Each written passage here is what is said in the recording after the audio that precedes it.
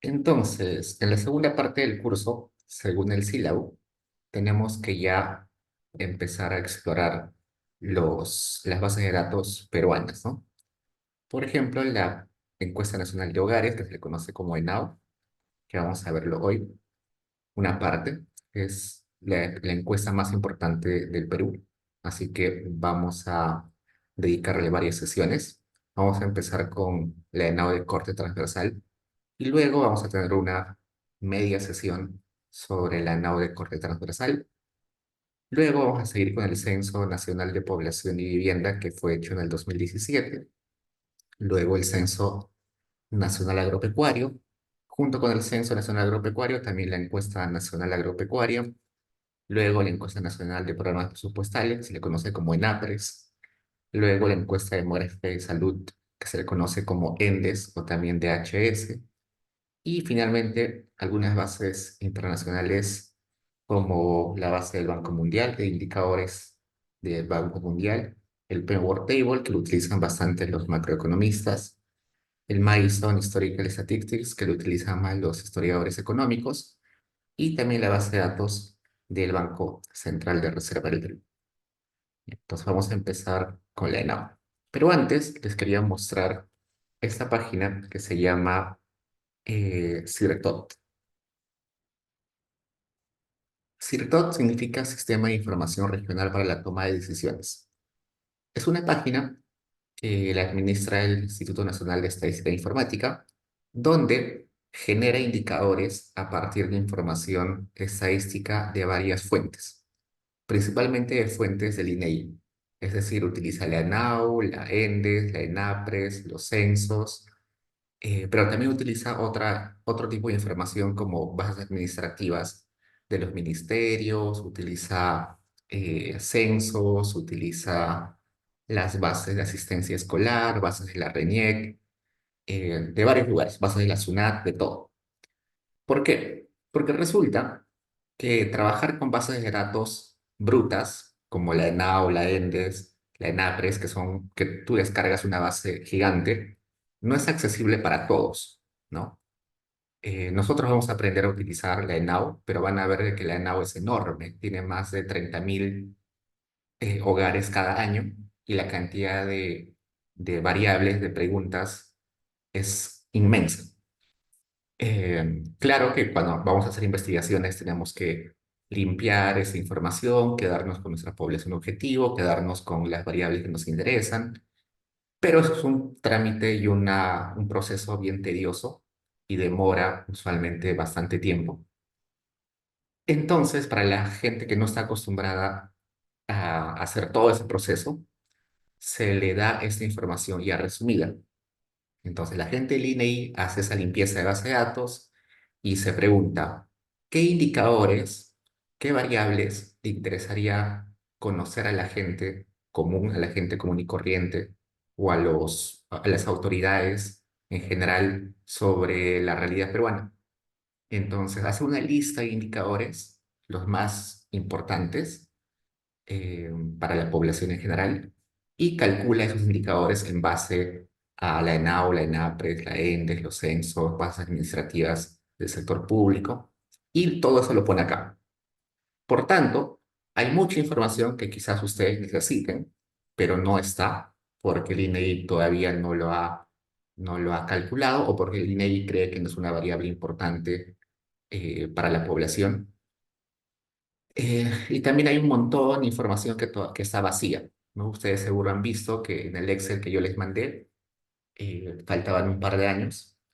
Eso es porque seguro el INEI no lo ha actualizado todavía.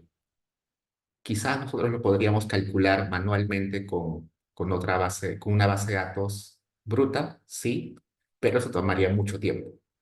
Pero acá está lo más importante. Entonces veamos un poquito de qué información nos presenta. Acá tenemos 3, 4, 5, 6, 7 eh, grupos de variables demográficas, variables sociales, económicas, ambiente y recursos naturales, ciencia y tecnología, estadísticas municipales, presupuesto por resultados, y dentro de cada grupo hay un subgrupo o varios subgrupos. Por ejemplo, acá en demografía Aparecen estadísticas de hechos vitales, como nacimientos, defunciones, matrimonios, divorcios, y dentro de cada uno ya están los indicadores individuales, ¿no? Nacimientos registrados, nacimientos de hombres registrados, nacimientos de mujeres registrados, nacimientos registrados por vía ordinaria, acá abajo de funciones, también de funciones registradas, también de funciones separadas por género, por tipo de registro, matrimonios registrados, divorcios registrados. También tenemos eh, población identificada con DNI, también separado por género. En sociales tenemos desarrollo social, donde vamos a encontrar las variables de pobreza, también de la línea de pobreza, porque la línea de pobreza no es estática, va cambiando año a año. Indicadores sobre beneficiarios de algunos programas sociales, educación, como la cantidad o el monto de gasto en educación separado por niveles, la matrícula, la asistencia escolar, el logro educativo, la tasa de analfabetismo separado por rangos de edad, la cantidad de docentes, variables sobre empleo, variables sobre género como autonomía económica, brecha digital de género, características generales, matrícula escolar, tasa de alfabetismo, violencia de género, variables de salud, variables de seguridad y orden público, variables del sistema de pensiones, variables de vivienda y hogar. Pues como se dan cuenta, hay un montón de variables. Esas variables se pueden sacar a nivel de departamentos, a nivel de provincias y a nivel de distritos. Entonces, esto puede ser útil si alguien quiere hacer una investigación a nivel regional, a nivel departamental. Hay la mayoría de variables está solamente a nivel de departamento. Muy pocas variables están a nivel de provincias y muy pocas variables están a nivel de distritos. ¿Por qué? Porque hemos conversado alguna vez de que las bases de datos tienen un nivel de inferencia. Pues, por ejemplo, con la ENAO solamente se puede tener información hasta departamentos.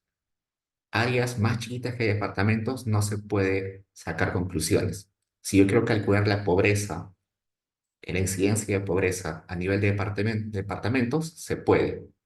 Quiero sacarlo a nivel de provincias, probablemente sea mucho más difícil y no se puede hacer solamente con la ENAO, sino que tiene que combinar con otras bases de datos. Sacarlo a nivel distrital, mucho más difícil. Quiero la tasa, la incidencia de anemia a nivel departamental, sí se puede con la ENDES. Quiero sacarlo a nivel de provincias, imposible. Quiero sacarlo a nivel de distritos, mucho más imposible. Entonces, la mayoría de esas variables que aparecen acá, en esta lista enorme, las van a encontrar para departamentos. Muy pocas para provincias y muy pocas para distritos. Entonces, veamos, por ejemplo, una variable que a todos les interesa, la pobreza. Vamos a ver acá. Incidencia de pobreza monetaria. Veamos acá. Incidencia de pobreza por departamentos. Este es de pobreza general y este de acá pobreza extrema. Solo pobreza por departamentos. Seleccionamos todos los departamentos y acá me sale un mapita donde más rojo o el rojo más intenso es una incidencia de pobreza mucho más alta y los más claros son los departamentos con incidencia de pobreza más bajita, ¿no?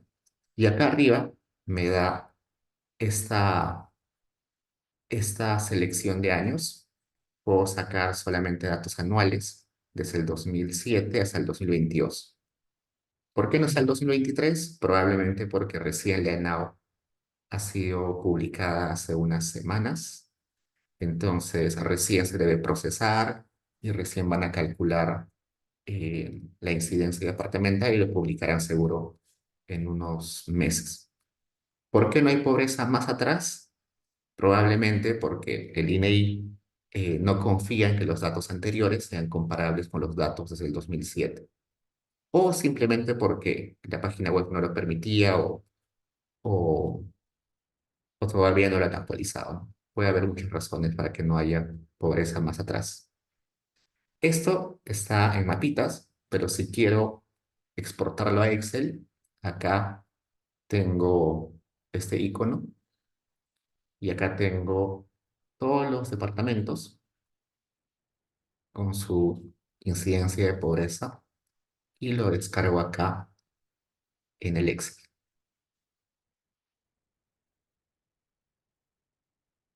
Abro y acá me aparece un Excel muy parecido o con el formato muy parecido a los Excel que yo les mandé a ustedes, ¿no? Cada departamento con su incidencia de pobreza. Por ejemplo, veamos, dice ICA 23.5-27.2. ¿Por qué existe, por qué no hay un número puntual, sino acá aparece un guión? Porque acá está calculando la incidencia de pobreza diciéndonos que esto es solamente una estimación.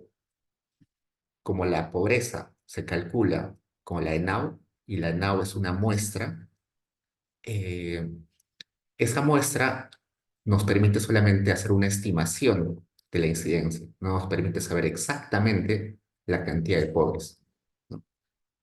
Entonces, lo que nos está diciendo es que con esos datos muestrales de la ENAU, la pobreza en Ica debe estar entre 23.5 y 27.2. ¿Cuál es el número que sale usualmente en las noticias?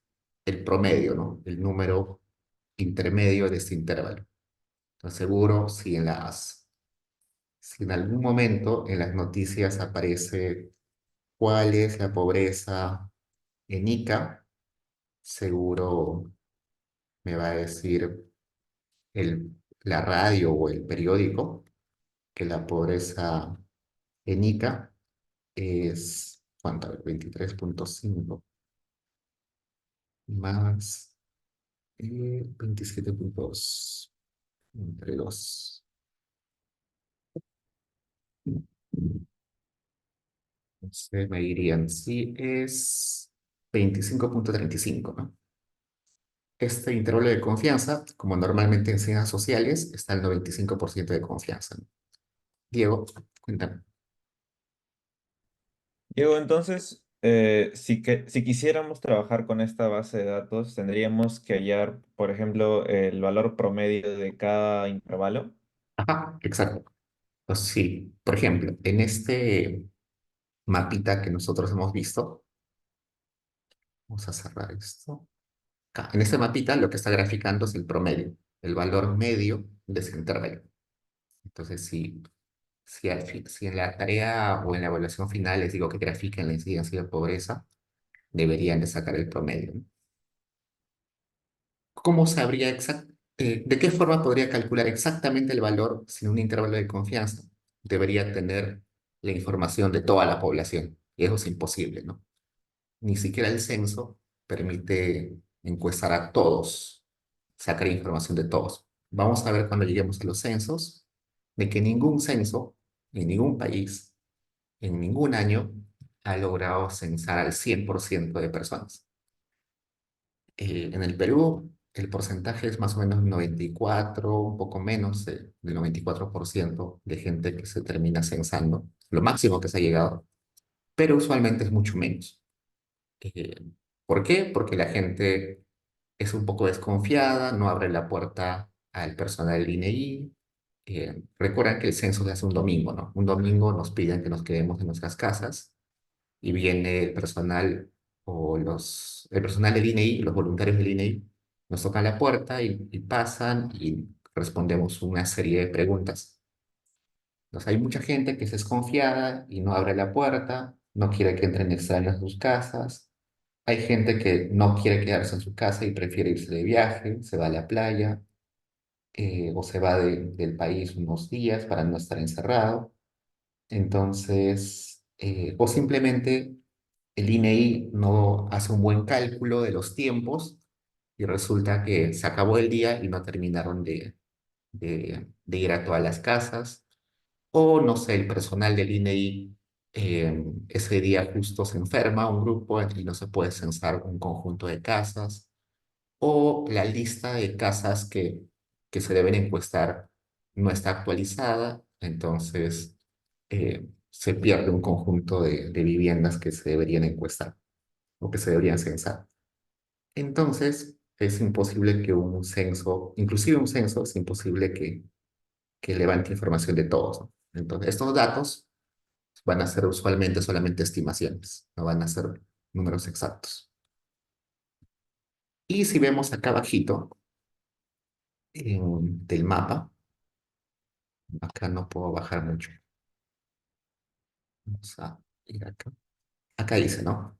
Actualizado en mayo del 2023 con información de la encuesta nacional de hogares, ¿no? Ahora vayamos a otro indicador. Bueno, acá pueden también hacer otros tipos de gráficos con esta información. Pueden descargarlo en varios formatos. Vayamos a otro. Vayamos acá a estadísticas municipales. Recursos humanos. Otra vez, finanzas municipales. Ingresos recaudados por municipalidades. Vamos a poner los ingresos totales recaudados por municipalidades, ¿no? Esto es creo que lo que les mandé a ustedes. Acá también se puede saber solamente anual y en ese caso se puede saber desde el 2002 hasta el 2022. No se puede tener información más antes y del 2023 seguro que recién lo van a actualizar. Acá si quiero pasarlo a Excel, acá voy y lo descargo. Si lo descargo, probablemente sea, no probablemente, sino es el Excel que yo les mandé a ustedes eh, para la evaluación parcial.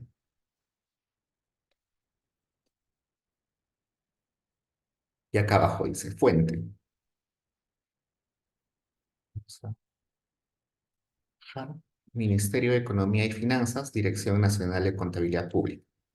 Eso es una base administrativa, ¿no? No es una base del INEI, sino es administrativa del Ministerio de Economía y Finanzas.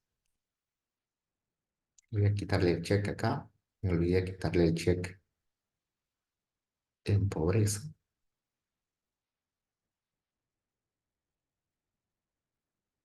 Ahora busquemos otro.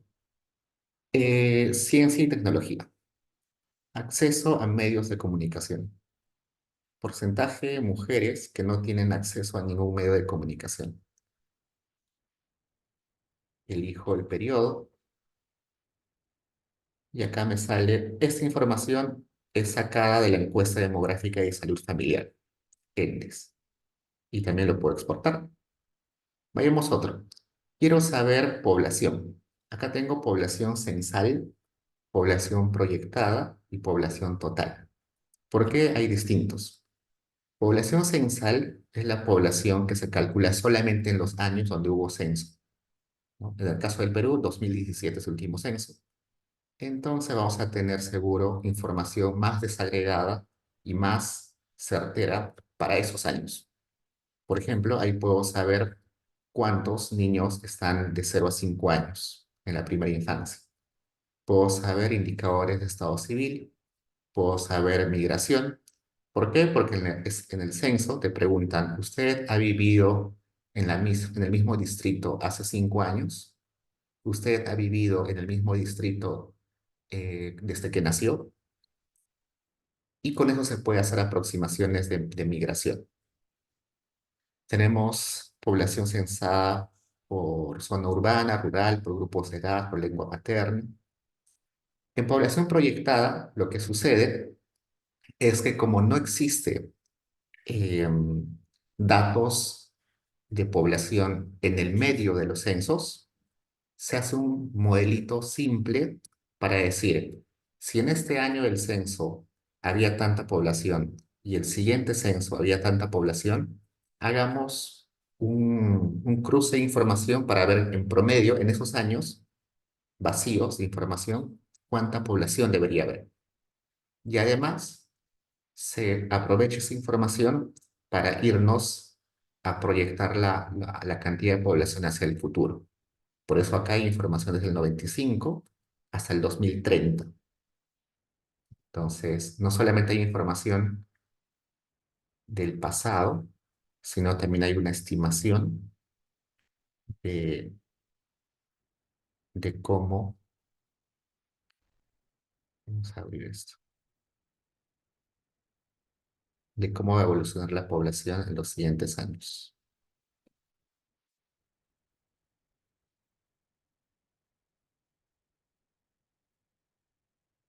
Por ejemplo, Amazonas en el 95 tenía 375.000 y un poco más de población.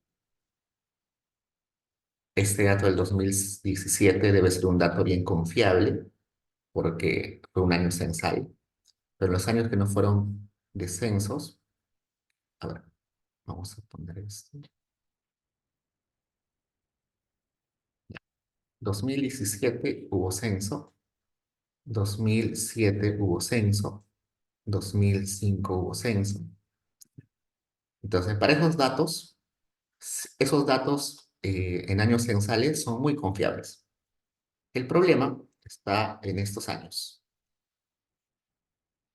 ¿Cómo se calculan esos años? Esos datos, se extrapola información, ¿no?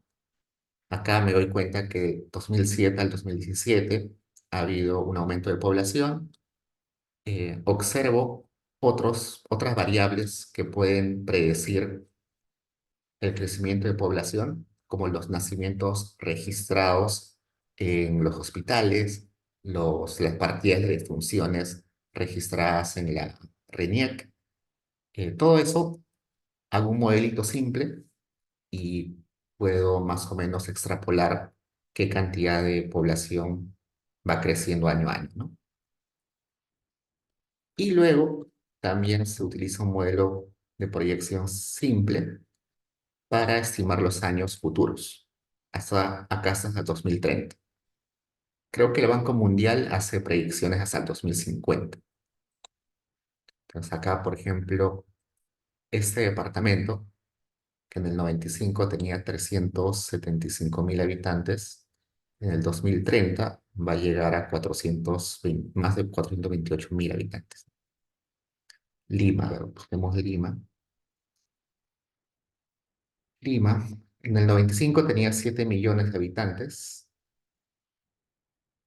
Hoy en día estamos más o menos en 11 millones de habitantes y para el 2030 vamos a estar en 12 millones 214.119 habitantes.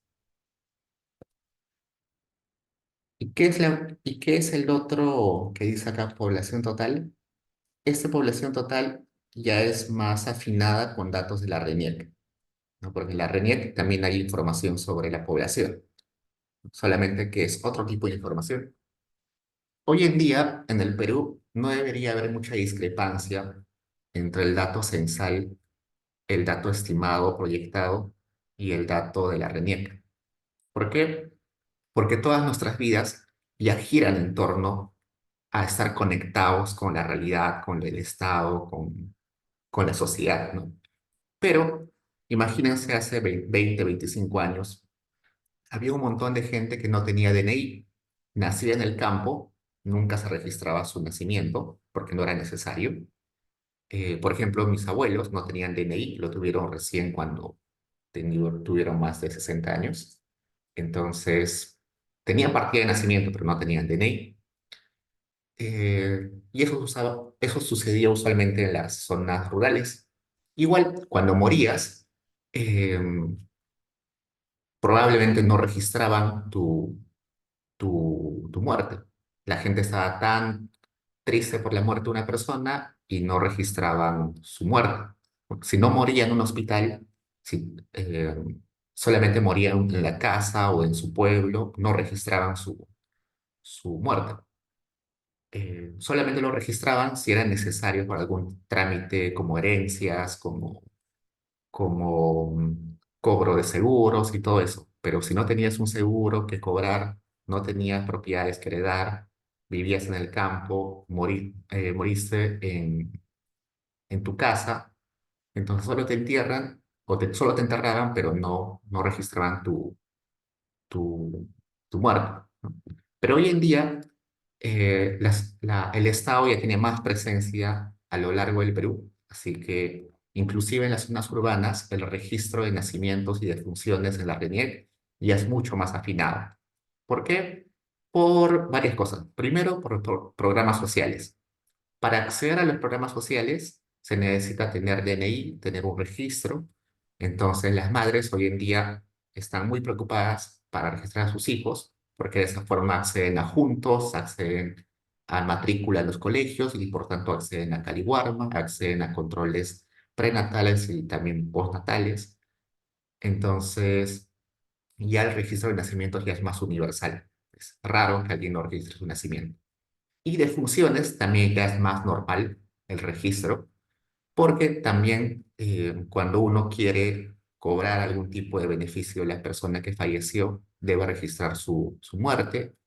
Hoy en día ya hay autoridades en la mayoría de pueblos del Perú, entonces esas autoridades están eh, obligadas a tener un registro de las personas que mueren. Usualmente son jueces de paz o son representantes del Estado, no a tiempo completo, pero a veces a tiempo parcial, que deben estar ahí vigilantes para registrar lo que sucede en el día a día en un pueblo. Y si no, y si hay una persona que muere y nadie lo registra, esta autoridad del pueblo lo tiene que registrar. Entonces, y bueno, también por otras razones, ¿no? Por ejemplo, no sé, hoy en día hay mucha gente que no registra, o bueno, hubo un tiempo que no registraba la muerte para cobrar algún tipo de seguro o de pensión de la persona, pero los mismos bancos, las mismas empresas, las aseguradoras, ellos mismos están bien atentos para evitar esas, entre comillas, estafas o eventos que puedan perjudicarnos. Pues hoy en día el registro de la RENIEC ya es muy bueno, entonces no debería haber discrepancias entre la población censal, proyectada y total. Entonces, hoy en día ya es indiferente. Pero para datos quizás de los noventas o antes, los datos sí podrían ser un poco distintos. Bien. Veamos otro. Ambiente y recursos naturales. Veamos fenómenos naturales y emergencias. Número de focos de calor. Acá voy a borrar esto y esto. Y voy a elegir los años. Sale desde el 2019 hasta el 2022. Probablemente esto del fenómeno del niño ha sido sacado de una base de datos que recién empezó a funcionar hace poco tiempo. Veamos. Dice, Unidad Forestal de Monitoreo Satelital, UFMS, DGI, OFFS. ¿Qué es eso? Debe ser Dirección General de Información. Servicio Nacional. No, esto es Dirección General de Información y Ordenamiento Forestal y Fauna Silvestre. ¿Qué sucede? El fenómeno del niño era un evento repetitivo cada cierto tiempo, es un fenómeno repetitivo cada cierto tiempo, pero el Perú se caracterizó por no prevenir eh, este evento, ¿no? Es inevitable, pero se puede prevenir y hacer acciones para mitigar las consecuencias. Recién, hace algún tiempo, 2017, 2018, se empezó a estudiar las probabilidades de las probabilidades de suceso del fenómeno del niño y estimar y predecir qué lugares serían más afectados. Pues todo eso generó un conjunto de información que hoy se analiza y dentro de esa información está este número de focos de calor. Pues son posibles lugares donde probablemente el fenómeno del niño llegue con un cambio de temperatura bastante fuerte.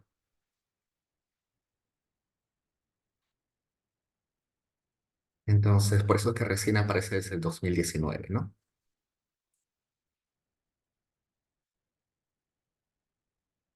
Nos damos cuenta, la mayoría, vamos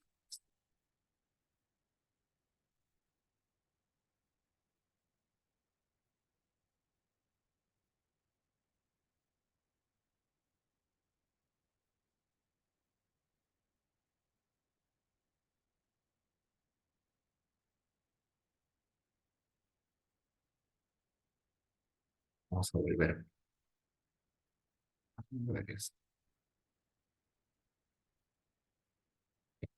Acá. La mayoría está en la selva, ¿no? Hay más focos de calor en la selva. En la costa, lo que genera el fenómeno del Niño es lluvias, ¿no? Más lluvias, precipitaciones, no tanto focos de calor. Focos de calor es ya también al otro extremo. Ok. Veamos otro. Todo lo que hemos visto ha sido a nivel de departamentos. Veamos a nivel de provincias. ¿Qué hay a nivel de provincias?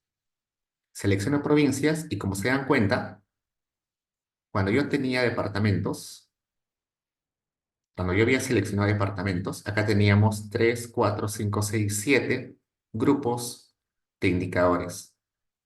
Cambio a provincia, solo tengo 3, 4, 5. Y dentro de cada uno de los grupos de indicadores hay menos información. Por ejemplo, en el caso de provincias, está lo más agregado, como cantidad de población, identidad, estadísticas vitales, tiene población beneficiaria. Recuerden que acá en social teníamos pobreza, ahora ya no aparece pobreza, porque la pobreza no se puede calcular a nivel de provincias, solamente a nivel de departamentos. En educación, seguro vamos a tener datos administrativos sobre todo, como cantidad de docentes, permanencia, atraso escolar, son datos que salen de alguna base administrativa del Ministerio de Educación, no son de una encuesta. En salud, vacunación, que eso sí es administrativo. En vivienda, solamente datos censales, no puede haber datos, eh, no puede haber datos de la ENAU. Y como son datos censales, solamente hay información para el 2017. Se dan cuenta que acá solo se activó 2017. Entonces, ese dato provincial de hogares, de carencias de hogares, solamente están para un año, el 2017. Si voy más abajo, tengo datos económicos que vienen más que todo de municipalidades y del Ministerio de Economía y Finanzas, ¿no? Con la cantidad de canon que reciben, la cantidad de empresas registradas en la SUNAT, cuántas cajas municipales, rurales y entidades bancarias hay, cuál es la producción de minerales, indicadores de trabajadores en el sector nocturno, eh, hogares con acceso a Internet, eso vamos a ver para qué años hay. Esto de datos, acceso a Internet, solamente hay para 2007 y 2017, es decir, para 2 años donde hubo censo, y acá abajo dice censo, ¿no? Estadísticas municipales, usualmente estadísticas municipales son recursos y acciones que hacen los municipios locales, como seguridad, cantidad de trabajadores que tienen, cantidad de serenazgos, gasto en cada una de las municipalidades, nada más. No hay mucha información. Ah, buena pregunta, Catherine. En un ratito pasamos a eso. Y vayamos ahora a distritos. Distritos.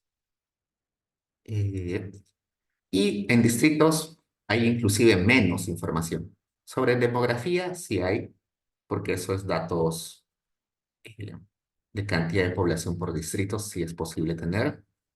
Acá en desarrollo social solamente va a haber seguro datos, por ejemplo, de ministerios.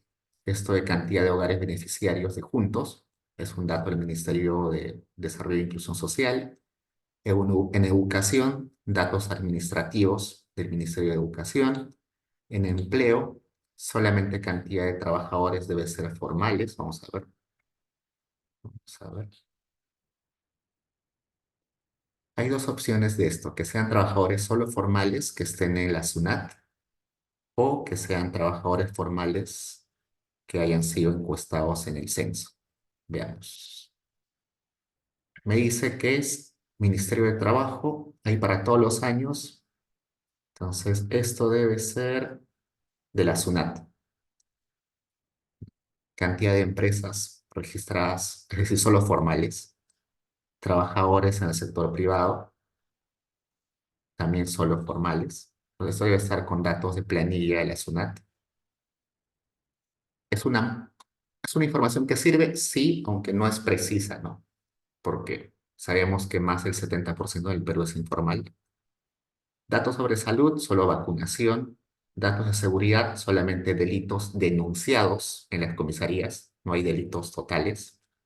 Por ejemplo, con la ENAPRES se podría saber delitos por departamentos y tipos de delitos por departamentos, pero en distritos solamente se puede saber las denuncias en comisaría. Feminicidios, también víctimas de feminicidio, pero también solamente son número de víctimas que han sido reportadas.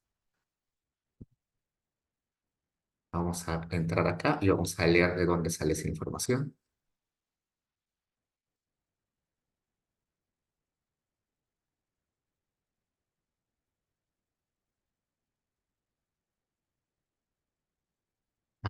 Esa información sale del Ministerio Público, ¿no? Es decir, la Fiscalía, del Ministerio de la Mujer y Población Vulnerable, de la Policía del Perú y del INEI. Entonces hace un cruce de información para ver a nivel distrital cuántos feminicidios hubo, ¿no? En vivienda, solamente datos censales. En económicos, también datos administrativos de las municipalidades. En ciencia y tecnología, también datos censales. En estadísticas municipales, datos administrativos. Entonces, hay muy poco. Hace poco, el INEI también lanzó el sistema de gestión distrital. Es una página muy parecida al CIRTOT, que es este Sistema de Información Distrital para la Gestión Pública. Este ya está más enfocado a datos solamente administrativos, casi no hay otro tipo de datos, que tiene lo mismo y que eventualmente parece que va a reemplazar al CIRTOT, porque el CIRTOT es bien antiguo y la plataforma, como ven, no es muy amigable. El sistema de información distrital para la gestión pública es un poquito más amigable y es más desarrollado en el tema de los mapas. Como se dan cuenta, cuando paso el mouse, me da los valores de cada distrito, ¿no? Acá en el Ciretot tengo el mapa, que vamos a poner acá equipamiento, vehículos.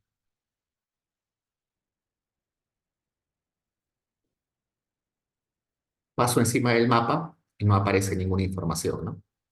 Solo conozco los colores de cada una de las categorías acá.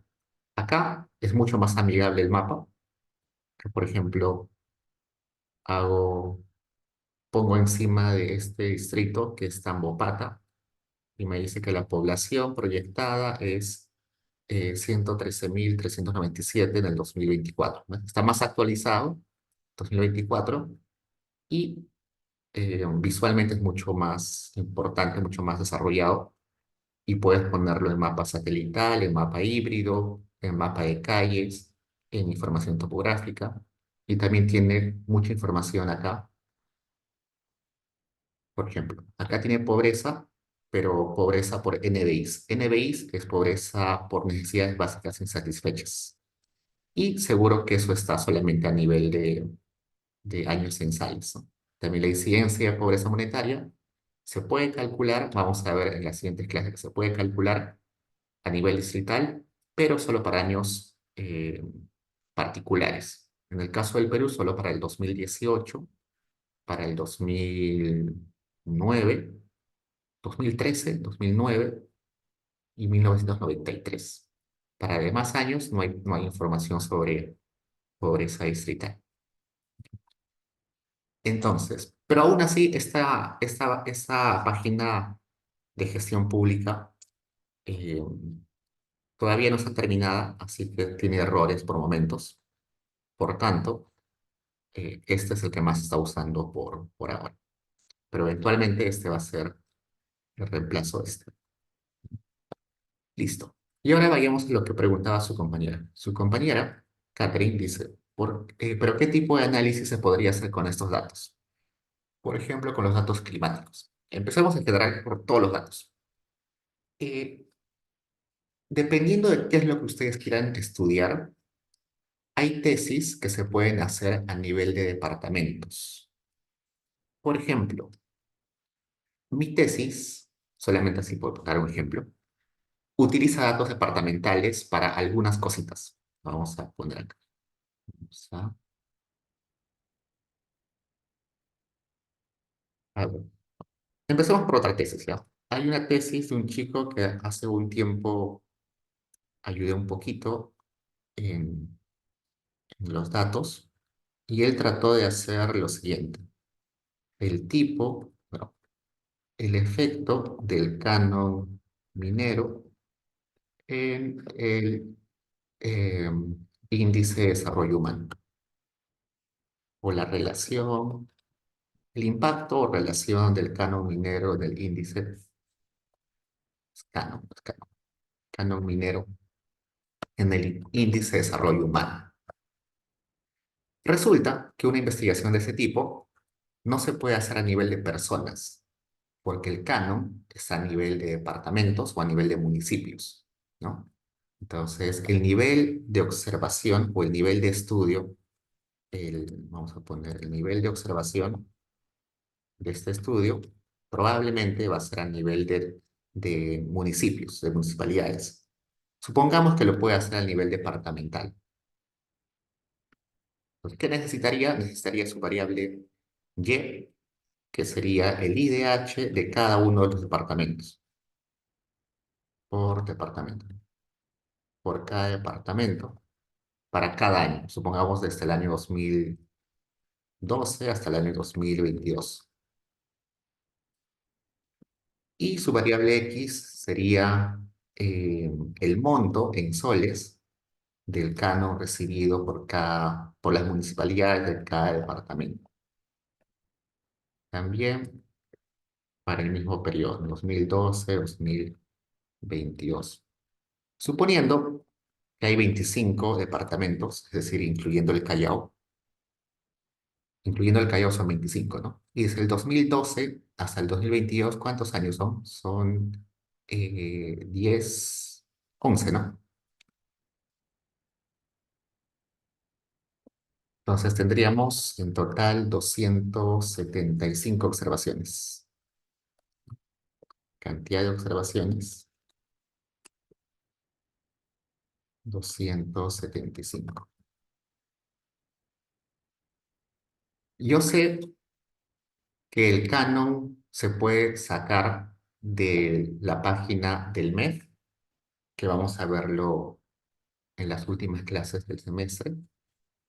Se llama consulta amigable. No es tan amigable, pero así se llama, del MEF. La consulta amigable del MEF es un recurso de transparencia del Estado que permite saber cuánto se destina a cada una de las actividades eh, que realiza el Estado y también todos los tipos de ingresos que tiene el Estado. Entonces puede desagregar por departamentos, pero por nivel de gobierno, es decir, por regiones, por provincias, por distritos. Se puede separar por categorías presupuestales, es decir, en qué se ha gastado. Acá, por ejemplo, en mejora de la inocuidad agropecuaria, en mejora de la sanidad. Se puede saber por la función que sea del gasto, como justicia, trabajo, comercio, energía. Se puede también por qué fuente de ingresos ha financiado esa actividad, con recursos ordinarios, por recursos determinados, por donaciones, por operaciones de crédito, por dinero recaudado directamente. Se puede separar por rubro de qué tipo de ingreso es. Se puede saber qué tipo de gasto es. Por ejemplo, en compra de bienes y servicios, en reserva de contingencias, en servicio de deuda, es decir, pagar deuda. Se puede saber en qué departamento se ha realizado el gasto. Se puede saber en qué trimestre o en qué mes se realizó el gasto. Entonces se puede hacer un rastreo bien detallado de cómo se gasta el dinero. Entonces yo podría acá descargar toda la información del canon de cada uno de los distritos del Perú Y también podría saber en qué se ha gastado ese canon. Se ha gastado en salud, se ha gastado en educación, se ha gastado en prevención del delito, un montón de cosas. Esta página es bien difícil de manejar, a pesar que se llama amigable, es muy difícil. Entonces, quizás esta sería la fuente principal para calcular el canon por departamentos. Pero, felizmente, como no necesito el canon separado por tipo de gasto, por qué ha financiado, o en qué trimestre o en qué mes, sino simplemente necesito canon anual por departamento, entonces eso de frente lo puedo sacar de la página del CERTOT, ¿no? De acá de frente lo puedo sacar. Por acá debe estar el canon. Acá tengo monto transferido por canon minero, monto transferido por otros tipos de canon, acá canon petrolero. Supongamos que solo quiero canon minero, y acá está, canon minero. Y veamos desde qué año tengo, desde el 2005 y por departamentos. Y lo puedo descargar y ya está. Ya tengo eh, mi variable X, ¿no? Tengo los 275 montos de Cano de cada uno de los departamentos desde el 2002 hasta 2022. Esta información que he sacado del CIRTOT de Cano, el CIRTOT lo sacó de esta página del, del MEF, porque el MEF consultó al Ministerio de Energía y Minas. Entonces, es la misma información, solamente que presentada, ya limpiada, ya construida, eh, ya calculada, ¿no? Ya agregada. ¿Qué más? Luego, si quiero hacer esa investigación, necesito el IDH. Pero yo sé que el IDH, dependiendo de la definición que utilice, vamos a poner IDH, necesito la educación promedio de las personas, necesito, acá está, desarrollo humano. Necesito algunas variables, alguna variable de educación, alguna variable de salud, alguna variable de ingresos y a veces también se utiliza esperanza de vida. Entonces, si yo quiero construir esas variables, podría irme a la ENAU y sacar el nivel educativo a nivel de departamentos, el gasto en salud a nivel de departamentos, podría sacar, ¿qué más? El ingreso promedio por departamentos y un montón de cosas más para crear un índice de desarrollo humano. El índice de desarrollo humano típico es el que utiliza salud, educación, ingresos y esperanza de vida, pero también hay otras aproximaciones al desarrollo humano. Entonces, eso lo podría hacer con la NAO, pero posiblemente mucha de esa información ya está calculada acá, en el CERTOT. Por ejemplo, a nivel departamental, yo podría saber el nivel educativo de las personas. Entonces, acá puedo tener logro educativo, ¿no? El promedio de años que tienen las personas. Y tengo también desde el 2001 hasta el 2022. Con eso ya tengo una parte para crear mi índice de desarrollo humano. ¿Qué más? Necesito salud. ¿Qué tengo en salud? Por ejemplo, creo que tengo acá gasto en salud. Por acá debe ser gasto en salud. Si no encuentro gasto en salud, quizás podría poner otro tipo de indicador de salud. Por ejemplo, veamos, ah, población que reportó algún problema de salud crónico.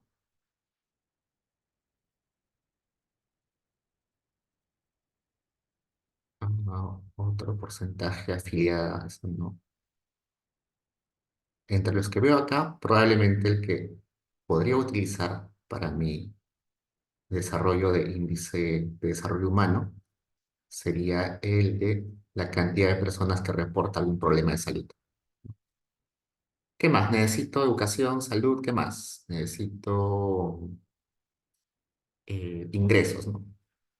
Y eso sí está por departamentos. Porcentaje. Ah, parece que no está. Porcentaje de ingreso. Si no hay ingreso, quizás gasto. No está.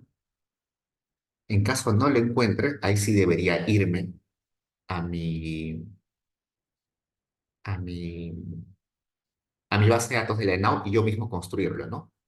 Entonces, supongamos que no encuentro el gasto ni el ingreso por ninguna parte a nivel de departamentos. Entonces digo, entonces puedo estudiar relación del canon minero en la pobreza.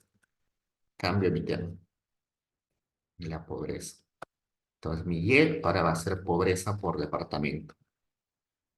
Y eso creo que sí debe estar acá.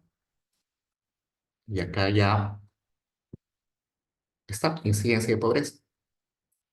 Otro camino sería que yo descargue toda mi ENAO, todos los módulos de sumaria donde está la información del gasto de la ENAO, lo descargue, haga mis propios cálculos y yo mismo calcule y halle la incidencia de pobreza a nivel departamental desde el 2012 hasta el 2022. Si lo hago, me va a salir lo mismo que está acá. ¿Por qué? Porque el INEI también utiliza la misma fuente de información. Entonces, en lugar de irme al ENAU y hacer todo eso, de frente podría descargar este Excel. Y ya tengo ese Excel, bueno, ya tengo ese Excel y ya tendría mi variable Y. Mi asesor de tesis me pide un conjunto de variables control adicionales, que también debe estar a nivel de departamentos. Entonces, quizás puedo agregar otras variables adicionales que también puedo encontrar en el Sirtot. Entonces, con eso ya podría hacer una pequeña tesis, sin necesidad de descargar toda la ENAO, sin la necesidad de descargar toda una base de datos entera y yo misma trabajarla, ya tengo ya tengo información más, ya está calculada, ¿no? Información ya calculada. Eso es una forma de hacer tesis, pero es muy limitada, ¿no? Yo seguro que muchos se emocionan y dicen, ya bueno, ya tengo mi variable X y Y lo saco del escritor a nivel departamental y ya está. No tengo que aprender manejo de base de datos, eh, porque si solamente tengo el escritor, ¿para qué quiero aprender manejo de base de datos, no? Em, Sí se puede, pero es limitado. ¿Por qué es limitado? Porque la cantidad de variables o indicadores que hay en el sector, como dan cuenta, no es mucho. Y yo estoy segurísimo que las variables control que van a necesitar acá eh, probablemente no estén todas en la CIRTOT. Algunas o muchas la van a tener que calcular ustedes mismos. Otro, como está a nivel de departamento, esa información de la pobreza y del canon, las investigaciones a nivel de departamentos no son muy llamativas ni son muy interesantes, porque uno está agregando la información sin considerar que dentro de cada departamento existe un montón de asimetría, ¿no? Porque sí, este es canon minero por departamentos, pero estoy segurísimo que en Cusco, por ejemplo, un departamento, existen distritos que reciben mucho más canon que otros. Hay algunos distritos que seguro ni siquiera reciben nada de canon minero porque no hay minas ahí. Mientras que hay algunos que reciben un montón de dinero a pesar de que son distritos bien chiquitos. Entonces no estoy considerando esas asimetrías o esa variabilidad intradepartamento. Estoy agregando todo el departamento y eso es una desventaja. Igual en la pobreza. La pobreza normalmente se debería estudiar a nivel de personas, pero a nivel de hogares. Entonces, mi nivel de información usualmente debería ser a nivel de hogares. Pero en esta investigación que yo les planteo acá está a nivel de departamento. Y al estar a nivel de departamento, pierdo un montón de variabilidad de la pobreza de cada persona, ¿no? Dentro de un departamento existen muchas provincias, cada una muy distinta a otra en nivel de pobreza. Dentro de cada pobreza existe, dentro de cada provincia existen muchos distritos y cada distrito con niveles de pobreza muy distintos. Dentro de cada distrito existen muchos hogares donde la variabilidad de pobreza también es bien diferente. Entonces, estoy perdiendo mucha información al agregarlo a nivel departamental. Y ustedes me dirán, entonces puedo irme al CIRTOT y descargar ya no información departamental, sino provincial o distrital. Pero como les comenté, la información provincial y distrital es muy limitada y solamente tiene información administrativa en la mayoría de casos, o solamente información en los años censales. Entonces tampoco es mucha información que se puede utilizar para una tesis. Eso no quita que sí han existido tesis que se han hecho solamente con información de la CIRTOT, ¿ya? Pero son muy pocas porque no es muy atractiva esa información ya agregada a nivel de departamentos. ¿Qué más? Acá su compañera también me preguntaba datos climáticos, ¿no? ¿Cómo utilizaría los datos climáticos? Resulta que en los últimos años se ha puesto de moda el estudio de, o la relación de economía y, y medio ambiente o geografía en realidad. Algunos temas de investigación de economía y medio ambiente. Hace un tiempo, en Colombia, se publicó un paper que no sé el título exacto, pero más o menos trataba de esto. Cómo el fenómeno del niño, mayúscula debería ser, niño, afecta el desarrollo cognitivo de los niños. ¿Qué decía esa tesis? O este paper, no una tesis, este paper decía que si una madre estaba embarazada y mientras estaba embarazada experimenta un fenómeno del niño, su hijo, cuando nazca, va a presentar algunas dificultades para desarrollarse cognitivamente con regularidad. Entonces, no es que el niño está expuesto al fenómeno del niño, sino es que la madre está expuesta al fenómeno del niño cuando está gestando al bebé. ¿Cuál es cuál es la sustentación de esta idea? Tiene varios canales. Por ejemplo, un canal es la oferta de alimentación.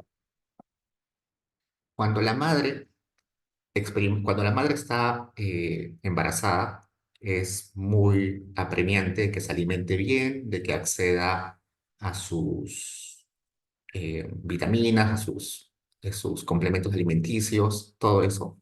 Y resulta que cuando hay fenómeno del niño, se corta la oferta de alimentos, ¿no? Ya no está disponible algunos alimentos que se traían de otros lugares, la producción se estanca, entonces la madre no puede consumir todo lo que necesita, por tanto, eso puede afectar en el largo plazo al niño. Otro,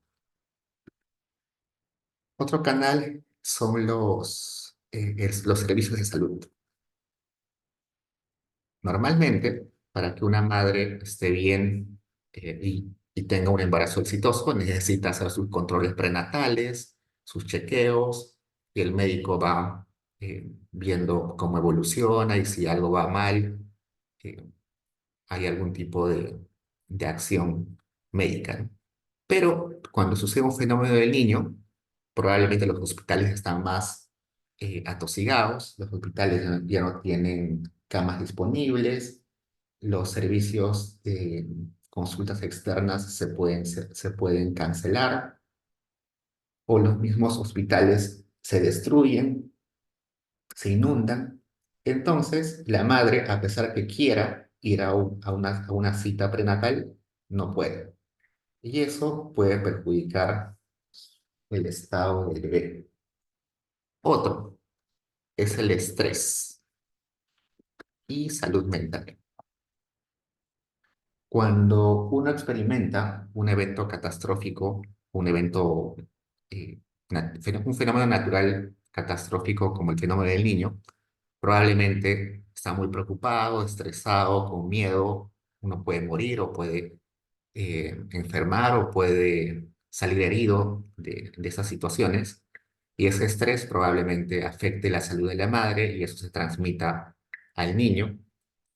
Entonces, eso a la larga puede generar que el niño termine también con algún problema de desarrollo cognitivo en el largo plazo. Entonces, por ejemplo, para ese tipo de investigaciones se podría utilizar esos datos geográficos, ¿no? Esos datos de puntos de calor, de cantidad de lluvias, de lugares con sequía y un montón de cosas. Otro que se podría hacer con economía y geografía. Eh, Hace un tiempo, su profesor Efraín González de Olarte y, y Juan Manuel del Pozo, que ahora está haciendo su doctorado en Inglaterra, si no mal, en Sussex, en Inglaterra, hicieron un paper bien bonito que se llamaba El espacio importa. En ese paper eh, utilizó econometría espacial. Vamos a abrirlo. El espacio importa. Efraín González Olarte y Juan Manuel de Lemos. La idea de Efraín y de Juan Manuel es que el desarrollo humano, el índice de desarrollo humano, depende mucho de dónde vivas. Y resulta que uno no siempre elige dónde vivir, ¿no? Yo nací en Cusco y viví más de 20 años en Cusco. Yo no elegí vivir en Cusco, nací ahí. Recién cuando fui adulto decidí vivir en otra ciudad. Hay otras personas que viven en una ciudad porque quizás es el único lugar donde tienen posibilidades de desarrollo. Muchos de ustedes viven en Lima solamente porque está la universidad.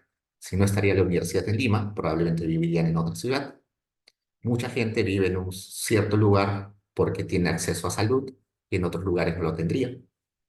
O simplemente porque está acostumbrado y nunca se ha cuestionado dónde vivir.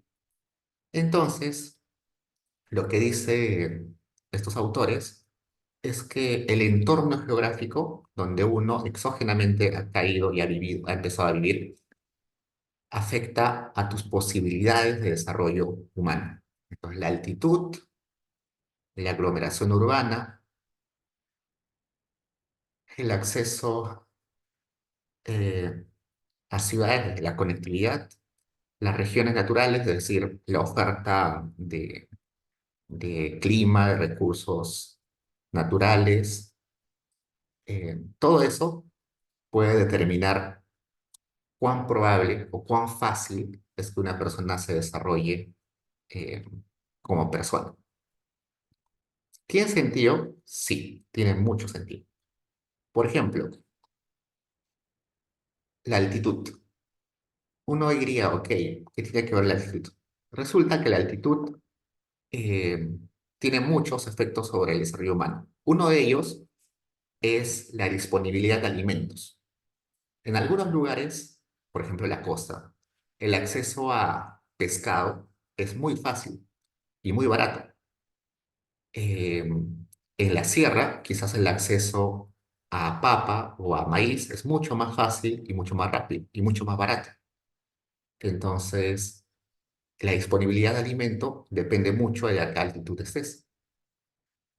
Otro ejemplo, Cajamarca y bastante zona alrededor es una zona ganadera. Y resulta que esa zona ganadera, en términos monetarios, es muy pobre. La gente vive con muy pocos recursos, muy poco dinero. Sin embargo, en esas zonas ganaderas, los niños no tienen anemia, a pesar de que son lugares con mucha pobreza. ¿Por qué no tienen, eh, por qué no tienen anemia si son muy pobres y no tienen, no alcanzan el consumo de la canasta mínima vital? Porque al tener animales, eh, al estar criando animales y luego los matan, los, para la carne y todo lo demás, resulta que esa sangre, la sangrecita de los pollos, de los animales, de las vacas, de todo eso, lo consumen esos mismos niños. Entonces, esa sangre, esa carne, esas vísceras, son muy baratas y usualmente nadie les quiere comprar, así que ellos lo consumen. Y esas vísceras, esa sangre, es muy nutritiva y evita que los niños se vuelvan, que tengan anemia. Entonces, esa disponibilidad de ese tipo de alimentos en una zona altitudinal eh, hace que tengan más posibilidades de nutrirse mejor, ¿no? Claro, en algunos valles de la sierra, ¿no? Tienes razón. Ajá. Entonces, seguro en esos valles donde hay ganadería, esta disponibilidad de vísceras, de sangre, de animal, es mucho más fácil, ¿no? Y en otras no. Y eso exactamente viene a lo siguiente. Otra característica de, de la geografía es slope. ¿Qué es slope? Pendiente. Justo lo que dice su compañero, la pendiente. Dentro de las variables que pone acá sus profesores, debe estar en alguna parte slope, que es pendiente. La pendiente también se puede medir. ¿Cómo se mide la pendiente? Eh, vamos a ver si aparece. Pendiente. Vamos a ver. Creo que no lo he puesto acá, pero se suele poner en las regresiones de econometría espacial. Es lo ah, econometría. Mm, mm,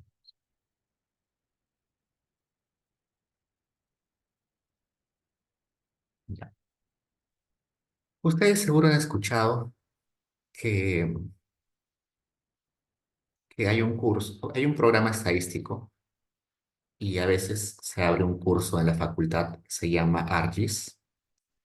ARGIS es un programa de los geógrafos. Los economistas casi no lo utilizamos, pero se ha puesto de moda hacer econometría espacial. Y dentro de la econometría espacial, eh, el recurso más valioso es ARGIS. Entonces, ARGIS, ARGIS se puede utilizar desde Python también, así que creo que la mayoría de economistas que utilizan ARGIS lo hacen desde Python, no lo utilizan de frente el ARGIS. Eh, y con el ARGIS se puede hacer el cálculo de pendientes. ¿Qué es lo que hace, eh, qué es lo que hace ARGIS? Lo que hace ARGIS es, tú sacas o consigues una fotografía, eh, una fotografía de todo el territorio peruano, ¿no? Una fotografía satelital de toda la- el territorio peruano. Lo pones en ARGIS. ARGIS lo parte en pequeñas grillas, dependiendo de qué tamaño quieras tú ponerles grillas. Puede ser 1 kilómetro, 2 kilómetros cuadrados, 3, 10 kilómetros cuadrados. ARGIS parte toda ese mapa y para cada uno de esos pedacitos ve la profundidad eh, del territorio y calcula una pendiente promedio para cada uno de las grillas, de los cuadraditos. Y esas grillas o esas informaciones de la pendiente se pueden poner como datos en una regresión econométrica. Y con eso se podría solucionar esa observación que hace su compañero eh, Diego, que nos dijo que la ganadería depende de que estemos que no haya pendiente, ¿no? Pues probablemente si yo meto esa, esa información del slope, de la pendiente, en mi regresión, entonces voy a controlar ese efecto de que la ganadería eh, es más fácil cuando no hay pendiente, ¿no? Creo que acá no lo ponen, pero yo alguna vez lo utilicé para replicar este paper de nuestra amiga Melissa Dell. Melissa Dell, seguro que ustedes han leído algo de ella en algún momento. Ella hace esta investigación que seguro por ahí lo han visto en algún curso. Alguna vez hicimos una replicación de este paper para un curso y luego también una replicación para hacer otro paper. Y en esta investigación que hace Melissa, que en algún momento les voy a contar, ahora no, se utiliza acá elevación, que sería metros sobre el nivel del mar, y slope para cada distrito, ¿no? Entonces, para su regresión de ella, utiliza los metros sobre el nivel del mar promedio de cada distrito y la pendiente promedio para cada distrito, ¿no? Entonces, ¿cómo lo sacó Melissa de él? Lo sacó con ArcGIS. Entonces, eso es un buen punto. Acá creo que sus profesores no lo incluyeron, hubiera sido interesante.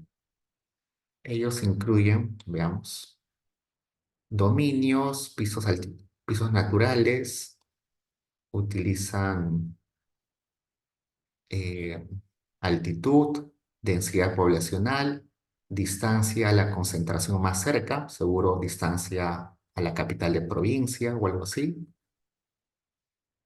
¿Y qué más? Densidad, distancia, si el distrito es de la selva, de la sierra, de la costa, si es norte, sur, centro. Y finalmente, los autores, Efraín y Juan Manuel, encuentran de que sí, es muy importante donde vivas para que te desarrolles con más facilidad. Ese resultado no era eh, era obvio, en teoría, pero no había habido una investigación sobre ello. Lo que sí no era obvio y que aparece en esta investigación es esto, el índice de Moran. El índice de Moran es una estrategia estadística, no es econométrica, es lo estadística, que lo que te dice o que lo que trata de explicar es, si existe un distrito pobre, sus vecinos también serán pobres. Eso porque resulta que la pobreza puede tener algunos efectos de contagio entre vecinos. Supongamos, un distrito es muy pobre y resulta que de un momento a otro descubren que hay una mina en ese distrito y ese distrito empieza a desarrollarse un montón, sale de la pobreza, tiene un índice de desarrollo humano más alto, pero en realidad ese distrito no jalará también a sus vecinos, ¿no? Probablemente mucha gente que vive en distritos vecinos va a migrar a ese distrito eh, que ahora ya no es pobre. Mucha gente va a empezar a buscar empleo en ese distrito, gente que viene de distritos vecinos. Mucha demanda de ese distrito probablemente venga de los distritos vecinos, ¿no? Probablemente eh, ese distrito rico o ese distrito que ya no es pobre empieza a comprarle cosas a sus vecinos. eh, o quizás se vuelve, o ese distrito que ahora es rico, mejora su conectividad. Hay más carreteras, más puentes, y eso también facilita a que sus vecinos se movilicen. Entonces, hay un efecto contagio tanto de la pobreza como de la riqueza y de todo lo que implica tener mayor recurso. Y eso es lo que trata de hacer el índice de Mora. Trata de ver si hay una conexión entre vecinos, una conexión geográfica. Y acá abajito les dice, no, todo lo que está en ese color y con fronteras entrecortadas, son distritos pobres, pobres, es decir, que contagian su pobreza a sus vecinos. La Ojai son vecinos, eh, un vecino puede ser pobre y el otro rico, o sea, no hay una conexión. Este high-low también no hay conexión. Este high-high sí que hay conexión, que parece que entre vecinos eh, se vuelven más ricos, fortalecen su riqueza por estar al costado de distritos ricos. Y eso usualmente sucede en la costa, ¿no? ¿Por qué sucede en la costa? Porque en la costa es más fácil contagiar tus recursos, contagiar tus posibilidades, porque hay carreteras, es muy fácil viajar de un distrito a otro. Ustedes fíjense entre el Callao y Lima. Entre el Callao y Lima, la movilidad es prácticamente fluida, ¿no? Yo puedo irme ahorita al Callao en un taxi y estoy en 10 minutos. Entonces, que el Callao se desarrolle económicamente afecta muy rápido, contagia muy rápido a los distritos de Lima, lo cual no sucedería en la selva, porque en la selva o en algunas partes de la sierra también, los distritos están muy alejados unos de otros y la conexión en transporte es muy mala. O si yo quiero viajar de un distrito a otro, probablemente demore horas o no haya transporte, tenga que ir caminando, tenga que ir en caballo o, o simplemente no pueda ir porque no hay las facilidades para llegar. Entonces, esto sí es lo que esta investigación como que eh, resalta más, porque te está diciendo de que en la costa se está fortaleciendo la riqueza y en la selva y parte de la sierra se está fortaleciendo la pobreza. Y eso probablemente es un, es una divergencia, ¿no? La costa cada vez se vuelve más rica y la sierra y selva se vuelven cada vez más pobres, están divergiendo. Y esto, sus profesores han utilizado datos geográficos sacados de la CIRTOT. Entonces, eso es dos ejemplos de cómo la geografía puede utilizarse. Otro dato interesante, también de Juan Manuel del Pozo, y que tiene que ver con geografía, y que utiliza datos de la SUNAT, que también se puede sacar con el ACERTOT, es Lima Metropolitana. Mira, no sé si está en castellano o está en inglés. Vamos a ver.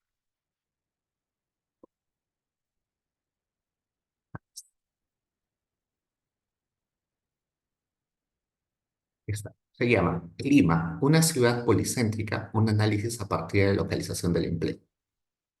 Entonces, con datos administrativos se puede saber, esto es solo empleo formal, no hay empleo informal, lamentablemente. Pero con empleo formal, lo que hace Juan Manuel es encontrar cuáles son los centros, es decir, la aglomeración de empleo en Lima. Y va a encontrar estos son los centros en Lima. El primer centro, acá hay una lista de 10 centros. Está Zárate, Mesa Redonda y Mercado Central, Las Malvinas, Ate, Chorrillos, Gamarra, Miraflores, San Isidro, San Miguel y Los Olivos. Esos son los 10 centros más grandes de Lima. El centro clásico es el que está acá con estrellita. Ese sería el centro habitual, ¿no? El centro de Lima, donde está la Plaza de Armas, donde al inicio de la República todo sucedía. Pero ese centro histórico ya no es un centro económico hoy en día. Los centros económicos son estos 10: Zárate, Mesa Redonda y Mercado Central, Malvinas, Ate, Chorrillos, Gamarra, Miraflores, San Isidro y San Miguel. San Miguel y Los Olivos. Acá lo hace en tres dimensiones y acá muestra que, por ejemplo, este que es San Isidro, tiene una aglomeración de empleo bastante grande, inclusive más grande que Gamarra y que Mesa Redonda. La cantidad de gente que se emplea ahí es mucho más de la que se emplea en otros lugares. Esto, por ejemplo, se hace con econometría espacial y por tanto necesita algunas variables econométricas. Como les conté, econometría espacial se ha puesto de moda en los últimos años, así que si alguno quiere hacerlo, posiblemente pueda ser un buen tema de tesis.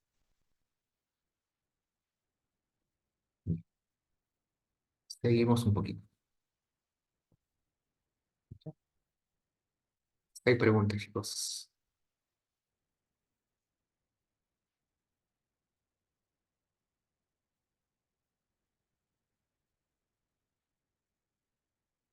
Pongamos microdatos en el buscador y entremos al primer resultado que nos da. Esta es la página central para acceder a bases de datos del INEI. Y acá tenemos dos pestañas, una que se llama consulta por encuestas y otra que se llama documentación. En consulta por encuestas vamos a tener los archivos de las bases de datos. La ENAU, la encuesta permanente nacional, el censo de infraestructura, la ENDES, la ENA, la ENAPRES, los censos, los mapas de pobreza, un montón de información. ¿Están todas las bases de datos del INEI? No, lamentablemente no están todas. Y no están todas por dos razones básicamente. Una razón es que hay bases de datos que han sido financiadas o han sido elaboradas en colaboración con otros entes. Por ejemplo, los censos. Los censos han sido hechos con apoyo del Banco Mundial. Así que los censos probablemente no estén todos acá. Van a faltar algunos. Así que los censos se van a descargar de otra parte. Usualmente vamos a ver que no están acá. Los censos tienen su propia página aparte, entonces no están acá. Otra razón por la cual no estaría una base de datos del INEI es porque esa base de datos ya es muy antigua y probablemente ya esté incompleta o se haya perdido la información. Por ejemplo, en los 90 se hizo un pequeño censo de la población desplazada por el terrorismo que regresó a su lugar de origen. Entonces, ¿qué sucedió? Sucede que en los 80 mucha gente dejó sus lugares de donde vivía, sobre todo en la sierra, y migró a Lima, a La Costa u otras ciudades, escapando del conflicto armado, del terrorismo. Entonces, la pregunta en los 90, 95, 94 era, ¿cuánta de esta gente regresó a sus lugares de origen? ¿Cuánta se quedó en las ciudades que los recibieron? ¿Y cuáles son las diferencias entre los que volvieron y los que no volvieron? Probablemente los que volvieron eran más jóvenes, más adultos, eran más hombres, más mujeres, eran más gente con educación avanzada o gente sin educación. Entonces había una preocupación por saber quiénes vuelven y quiénes no vuelven. Y el gobierno de ese entonces mandó al INEI a levantar un pequeño censo para estudiar ello. Lamentablemente, con los años, esa base de datos no fue muy utilizada y no fue muy conocida por los investigadores, así que se quedó por ahí y hoy en día eh, está incompleta. No está completa y el INEI no lo tiene acá, por ejemplo.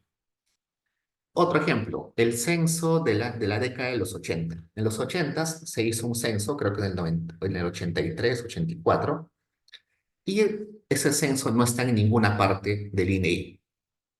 ¿Por qué? Porque era un censo antiguo. En esa época las computadoras eran mucho más arcaicas. No había, lo que había eran CDs, memorias externas gigantes.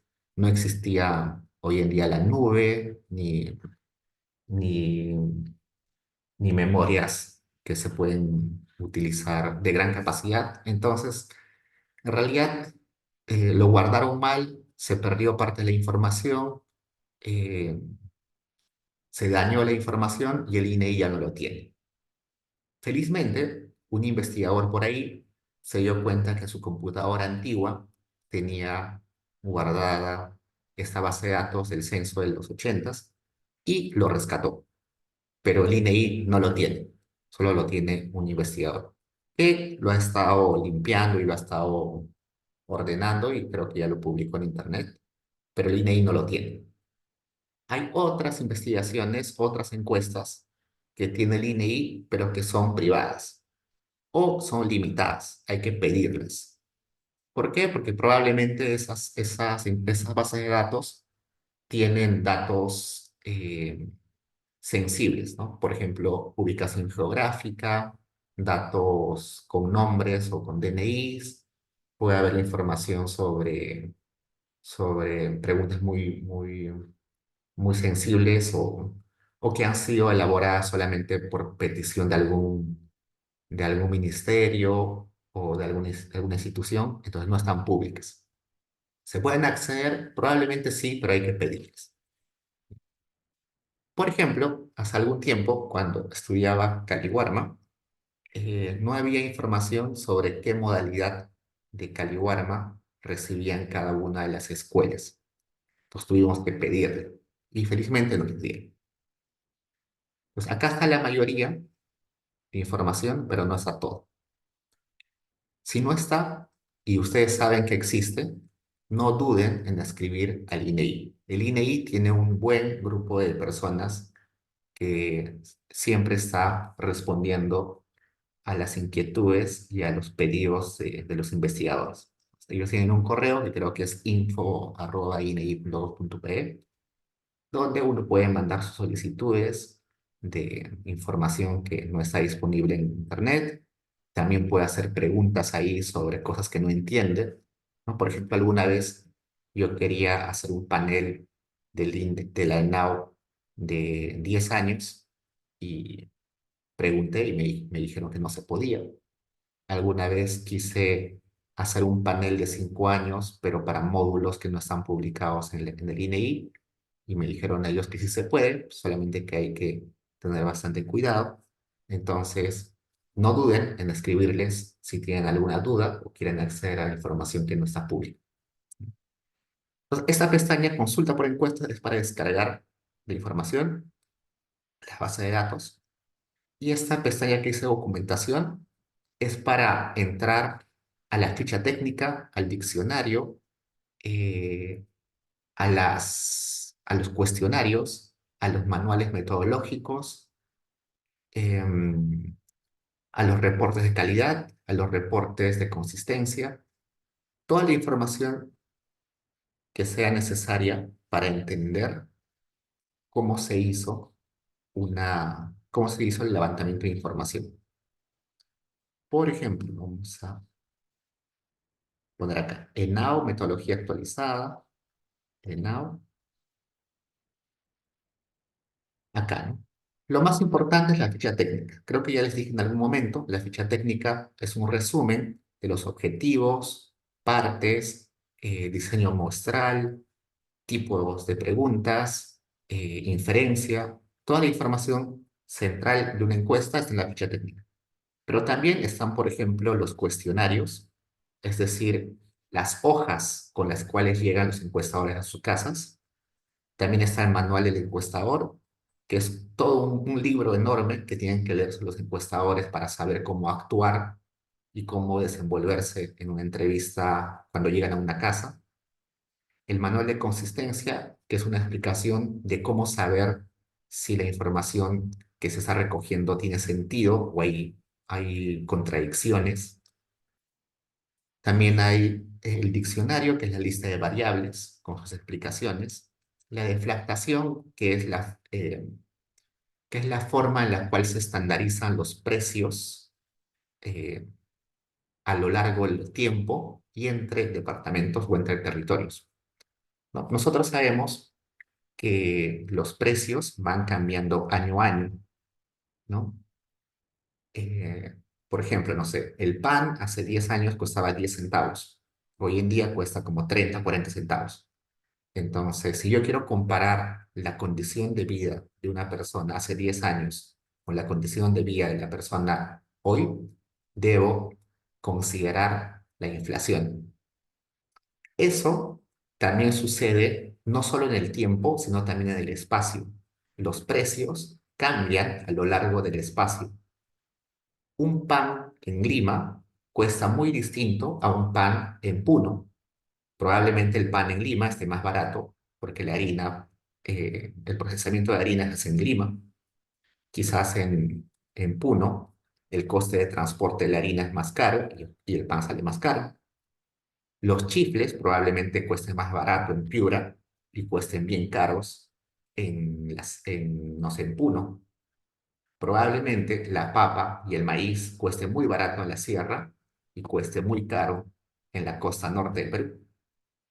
Entonces, para comparar el bienestar de las personas, hay que considerar también que los precios no son iguales en todos los lugares del Perú. Y para eso nos dan acá una explicación y una base de datos para deflactar, para quitar el efecto de la inflación, no solo a través del tiempo, sino también a través del territorio, del espacio. También está la explicación de imputaciones. Hay variables donde las respuestas no son directas, eh, sino que el INEI tiene que dar un valor. Por ejemplo, eh, no todas las familias pagan alquiler, ¿no? Hay familias que tienen su casa y por tanto no pagan alquiler. Pero el hecho de tener una casa implica que estás dejando de pagar un dinero. Si yo no tendría, si yo soy dueño de mi casa, estoy dejando de recibir el alquiler que alguien más me pagaría por mi casa. Hay un costo de oportunidad de estar viviendo en tu propiedad. Por tanto, también hay que considerar ese costo de oportunidad en el bienestar de la gente. Y muchas personas no tienen idea de cuánto deberían pagar de alquiler si no tendrían la casa. Entonces, el INEI hace una imputación de valores. Dice, si tú vives en un distrito tal, tu casa tiene unas características tales, entonces deberías pagar según esas características tanto. Entonces te imputa un valor. Entonces tú no le dices al INEI cuánto vas a pagar de alquiler, sino que el INEI más o menos calcula cómo son los precios de alquileres en tu zona según las características de de tu casa y dice, ah, entonces deberías pagar tantos soles. Y así hay muchas variables donde se tienen que imputar valores, porque la respuesta quizás no la sabe la persona, o simplemente es un tipo de pregunta en la cual rara vez las personas están informadas. También hay una explicación de cómo se calcula la pobreza. El módulo sumario es el módulo donde aparece la pobreza. Y en estos documentos se explica cómo se calcula la pobreza. Vamos a verlo también luego. Acá hay un documento que dice calidad del ENAO. Una vez que se termine de levantar la información del ENAO, se calcula o se hace un estudio para ver si la información levantada es suficiente para el nivel de inferencia que se proponía la ENAO, ¿no? La ENAO pretendía tener inferencia departamental con la cantidad de hogares encuestados. ¿Se ha logrado tener esa inferencia? Entonces se hace un estudio y acá está. El plan de trabajo también es un documento donde se dice cómo se va a levantar la información, ¿no? En qué departamentos, en qué conglomerados, exactamente qué cantidad de hogares en cada departamento, en cada conglomerado, cuántos encuestadores se van a contratar, qué días se van a realizar, qué porcentaje de encuestas se va a levantar en cada mes del año. La estratificación se refiere a cómo se eligen, eh, cómo se hace la aleatorización de, de hogares que se van a encuestar, ¿no? Porque no se encuestan a todos, se encuesta a un grupo. Y vamos a ver luego, vamos a abrir en las siguientes clases este documento para ver cómo se hace esa estratificación, porque estratificar se refiere a que es una aleatorización en etapas, no se aleatoriza en general, sino se hace en etapas. Diego, cuéntame. ¿Podrías repetir qué era estratificación? Ya. Un ejemplo. Supongamos que yo quiero levantar información sobre las preferencias políticas del Perú, ¿ya? Perdón, estamos en un año electoral, estamos en un año electoral y resulta que yo quiero saber por quién va a votar la, por quién va a votar la población peruana. Y esa es mi población peruana. Y claramente, para saber esa información necesito elegir una muestra chiquita, porque sería imposible encuestar a los 30 millones de peruanos, a los más de 30 millones de peruanos. Entonces tengo que elegir una muestra. Si yo elegiría solamente a una muestra de una parte, ¿no? Supongamos que todo es el Perú, y yo saco una muestra solamente en Lima, hay un problema, que esa muestra va a estar sesgada a la gente de Lima. Si saco esa muestra solamente en Cusco, esa muestra va a estar sesgada en Cusco. Lo que tengo que hacer es aleatorizar, sortear quiénes van a ser encuestados y quiénes no van a ser encuestados. Lo normal es una aleatorización simple. ¿Qué dice una aleatorización simple? Que yo tengo acá un montón de personas en todo mi territorio, ¿no? Tengo un montón de personas en mi territorio y los pongo en una base de datos, los pongo en una base de datos y sorteo, ¿no? Hago una lotería, un sorteo para ver a quiénes elijo y a quiénes no. Y probablemente en el sorteo me sale que voy a encuestar a este, a este, a este, a este, a este. ¿A cuántos tengo que sortear? Depende del cálculo de poder que yo haga. Ustedes en estadística han visto seguro algunas formulitas donde les dicen, quiero sacar una muestra con confianza del 95% y quiero que mi error sea de 2,5% más o menos. Y mi población es de 30 millones. Meto los datos en la formulita, que yo no recuerdo ahorita cuál es la formulita. Meto los datos en la formulita y lo que me dice la fórmula es, para encuestar a todos estos, a todo este país, necesitas 2.500 personas encuestadas. A ver, creo que acá tengo una calculadora. Acá está. Esa es una calculadora de qué tamaño de muestra necesito. Ah,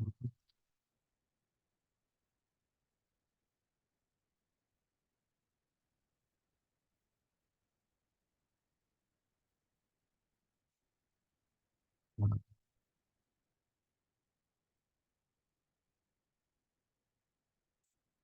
entre los investigadores, nadie se acuerda de la fórmula para calcular. Acá debe estar la fórmula.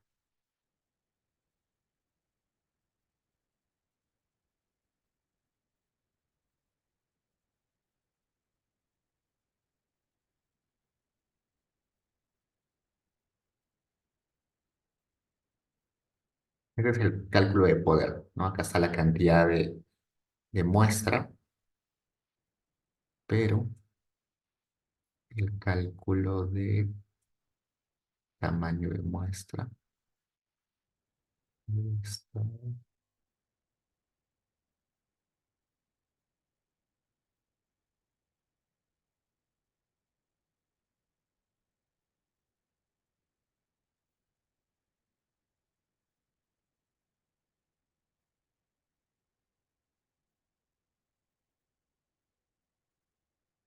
es la calculadora que no me está abriendo.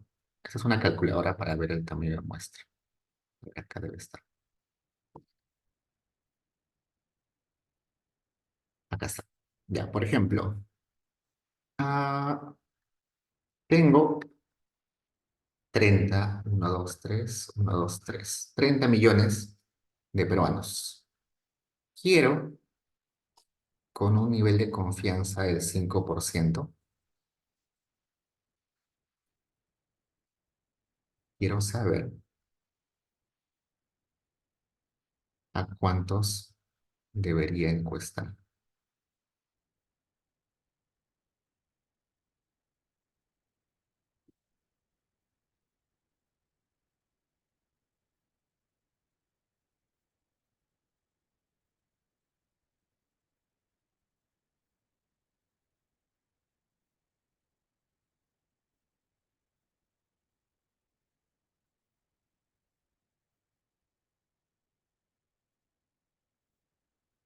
Tenemos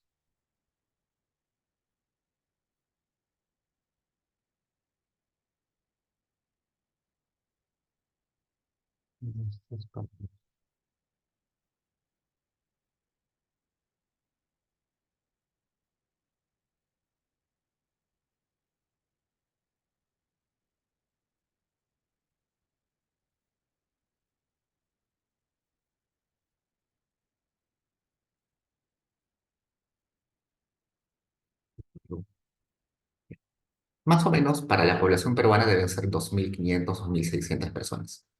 Pero es no es lo normal. La aleatorización simple. En un rato busco la fórmula. Pero, ¿qué sucede si yo quiero saber, eh, yo quiero saber si las preferencias de votación son iguales entre hombres y mujeres? Pero resulta que mi población peruana, que antes era una sola, ahora en realidad va a tener que ser dos, en dos partes. Una mitad hombres y otra mitad mujeres. Entonces ya no puedo hacer la aleatorización simplemente entre todos. Tengo que primero agarrar a los hombres y sortear entre los hombres. Y luego agarrar a las mujeres y sortear entre mujeres para que mi muestra esté balanceada entre hombres y mujeres y yo pueda tener inferencia o pueda saber las preferencias separadas. Entonces, estos hombres, mujeres. Hombre y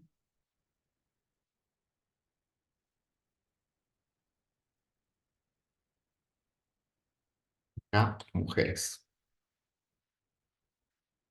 Ok, entonces sorteo primero hombres y luego mujeres.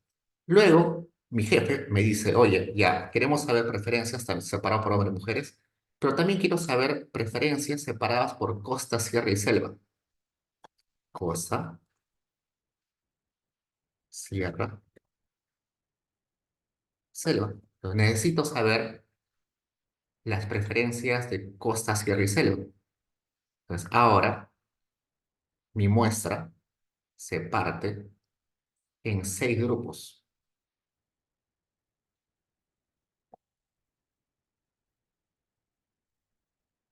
¿Por qué? Porque acá tengo hombres de costa, hombres de sierra, hombres de selva, mujeres de costa, mujeres de sierra y mujeres de selva. Entonces, ¿qué tengo que hacer? Aleatorizar, sortear, pero dentro de cada grupo. Primero sorteo dentro de los hombres de costa, luego de hombres de sierra y luego de hombres de selva. Y luego mujeres costa, mujeres sierra, mujeres selva. Luego me dice mi jefe, no, ahora queremos también saber por departamentos, entonces tengo que partir eso. Entonces, la estratificación se refiere a eso, que necesito saber información por grupos y cada estrato que yo agrego